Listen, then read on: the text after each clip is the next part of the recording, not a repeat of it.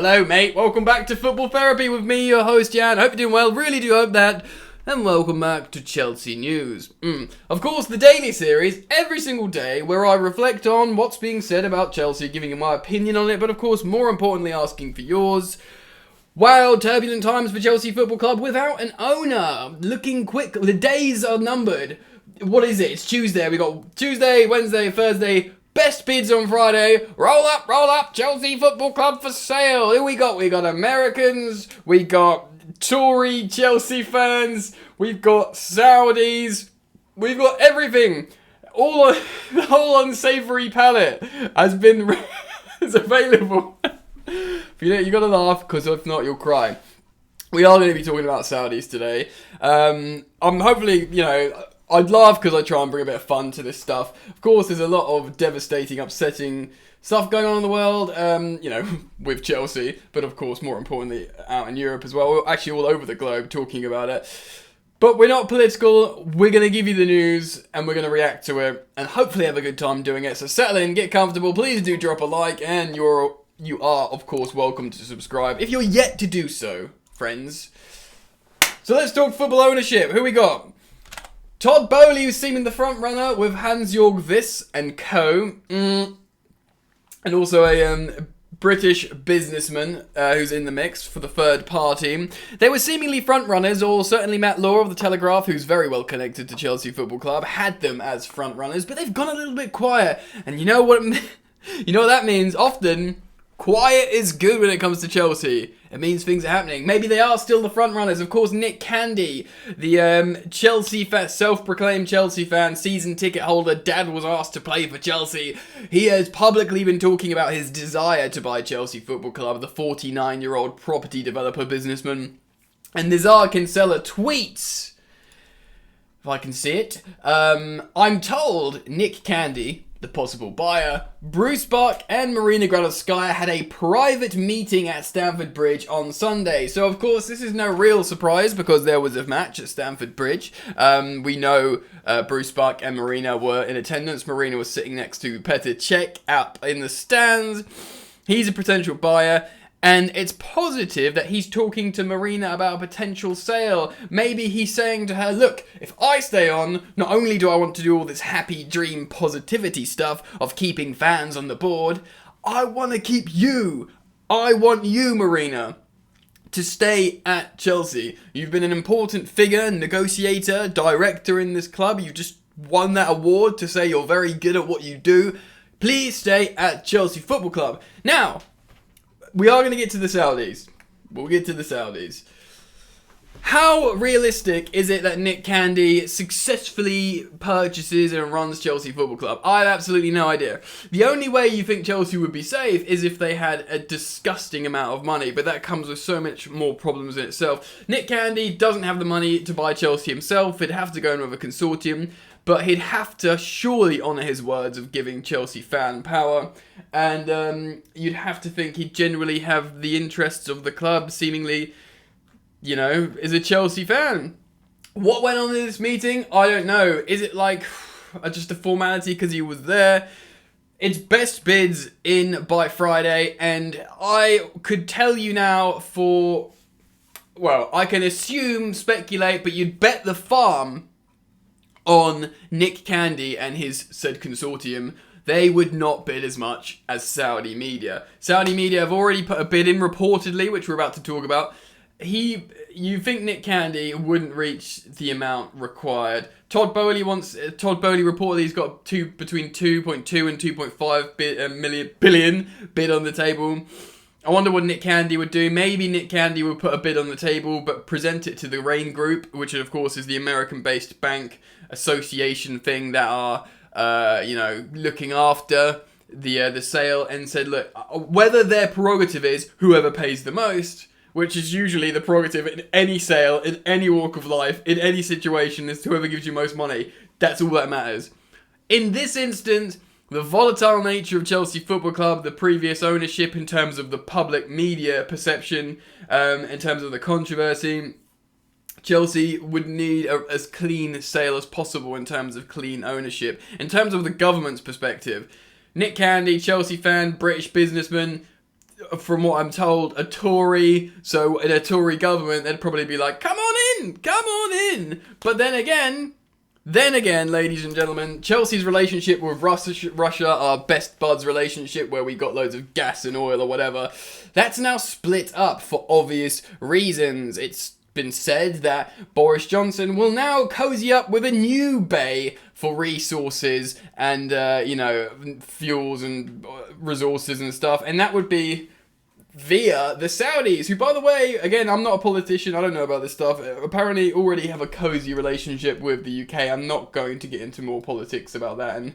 the sinister nature of it. So there's already a relationship there, so maybe they would be inclined to accept bids from the Saudis. Personally, off the bat, I guess I was thinking Todd Boehly was the best option, maybe, because he runs an American team well. He's a majority shareholder. He spends money. He wants to be competitive, and he's been quoted saying negative stuff about the Super League. I don't necessarily need an English-British businessman saying he's going to put fans on the board.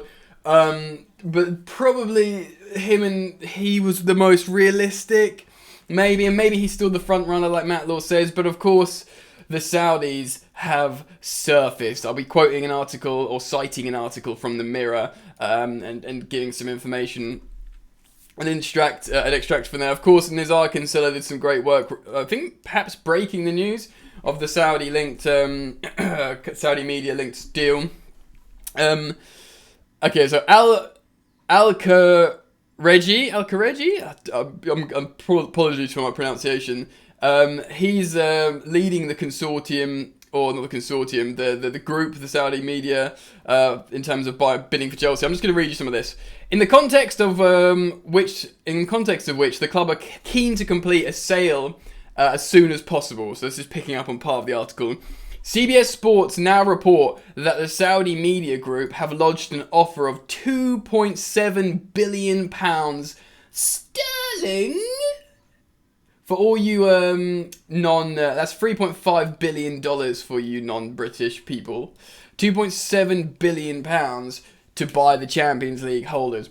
Saudi media's owner Mohammed Al-Khareji, I think that's how you say it, is a Chelsea fan, and is he a Chelsea fan? Everyone's apparently a bloody Chelsea fan who's trying to buy Chelsea. Like, I've always been a Chelsea. It's like when a player signs for your club. Oh, I've been a boyhood Chelsea fan. I remember watching Chelsea as a kid, and they're like from like some place in Argentina, and they'll be talking about a player that was, their work couldn't have even seen before they were born or whatever.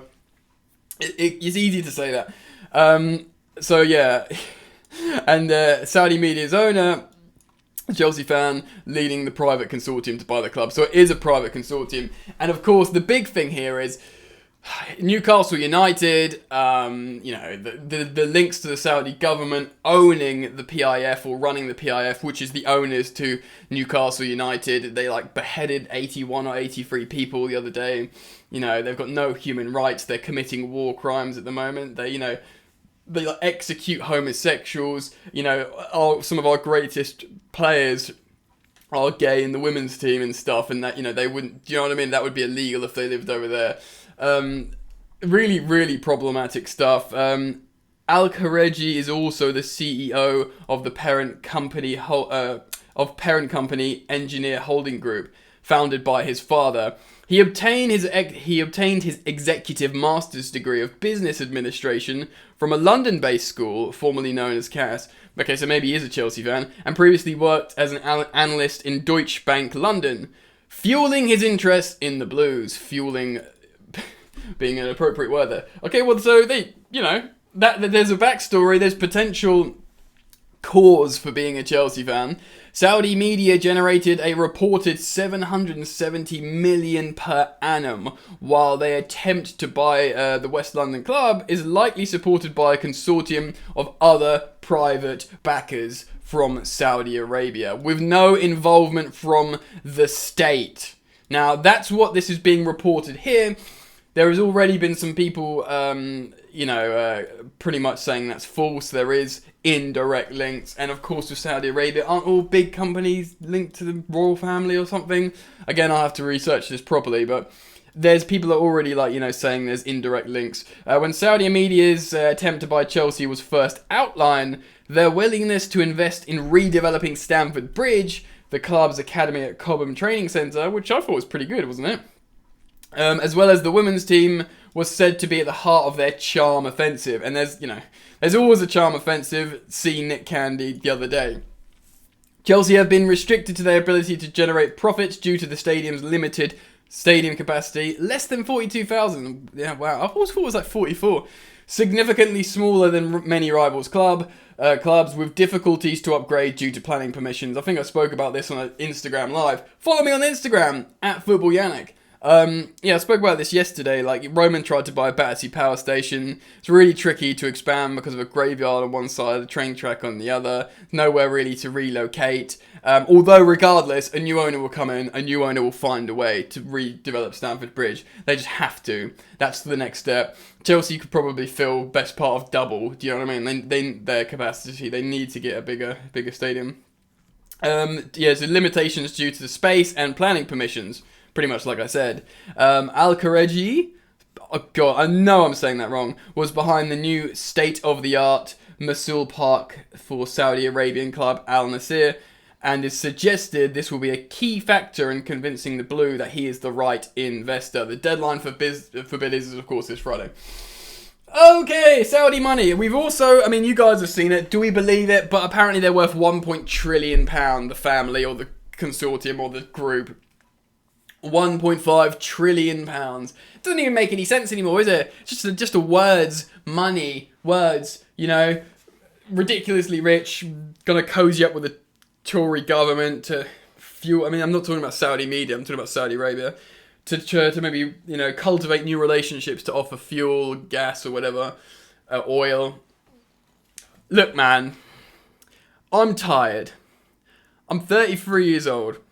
I'm not like a FIFA teenager anymore that just doesn't care about what happens behind the scenes and just give me Mbappe, give me Haaland, give me Lewandowski and whoever's good, buy them all, will ruin with, rivals' tears, give me that Saudi money. I'm not a kid, man. Do you know what I mean? You got to think about where your money comes from, especially after controversy with Chelsea. Saudi Arabia is hugely problematic for aforementioned reasons. No women's rights, no human rights, the executions, the war crimes, and if there is government links, and then you think, okay, but it's just our club, it's just money. But no, there's cynical ramifications. There's sports washing. People talk about, romance sports washing, but there's no massive requirement for that. The sports washing is state-owned clubs like Man City, like Newcastle, like the Qataris of PSG. They put money into clubs. They try and basically shine their brand, their public persona, their perception, and they gain soft power in terms of how they own all that money in that institution and that entity in that country. They want to get soft power in the UK, and there will be essentially it's manipulation of your club. It's not about football anymore. It's about the serious undertones. And Chelsea, people always be like, oh, you got your money through, Papa Roman, oil daddy, and all that. Can we just have... Thankful for Roman for what he's done to the club. You have to be. Even if no matter where your stance is on Roman, it's not like he just came in for a bunch of money and then was in the background. He came in, developed the women's team, the men's team, the academy, and did loads of charitable work and foundation work, and put Chelsea in that position to do great charitable work, as well as putting money into the economy and stuff. You have to reflect on that in a positive way as a Chelsea fan. Well, you don't have to, you do what you want, but I feel like I'm reflecting positive on it. Can we just not have any more controversy, please? Can we just please just have, even if Nick Candy's a Tory that's giving money to Tories, some may say it's worse than war crimes. Do you know what I mean? Can we just have a chill time? Can we please... Side profile. Can we please just have a relaxed time with a new owner? Chelsea will look after itself. We can spend less money if we have to.